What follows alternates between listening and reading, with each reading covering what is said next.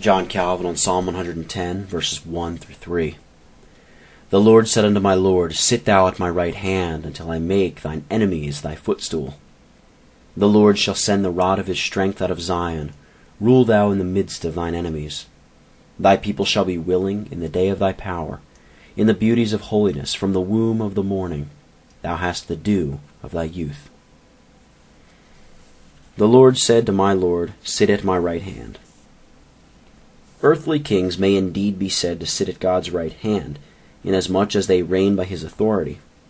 Here, however, something more lofty is expressed, in that one king is chosen in a peculiar manner, and elevated to the rank of power and dignity next to God, of which dignity the twilight only appeared in David, while in Christ it shone forth in meridian splendor. And as David's right hand is elevated far above all angels, it follows that he who is seated there is exalted above all creatures. The simile is borrowed from what is customary among earthly kings, that the person who is seated at his right hand is said to be next to him, and hence the Son, by whom the Father governs the world, is by this cession represented as metaphorically invested with supreme dominion. Until I make your enemies a footstool for your feet. By these words the prophet affirms that Christ would subdue all the opposition which his enemies in their tumultuous rage might employ for the subversion of his kingdom. At the same time he intimates that the kingdom of Christ would never enjoy tranquility until he had conquered his numerous and formidable enemies.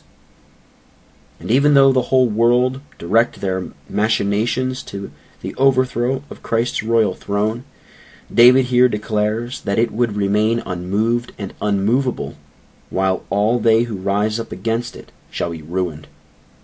From this, let us learn that however numerous those enemies may be who conspire against the Son of God and attempt the subversion of his kingdom, all will be unavailing, for they shall never prevail against God's immutable purpose, but, on the contrary, they shall, by the greatness of his power, be laid prostrate at Christ's feet. And as this prediction will not be accomplished before the last day, it must be that the kingdom of Christ will be assailed by many enemies from time to time until the end of the world, and thus, by and by, it is said, you will rule in the midst of your enemies.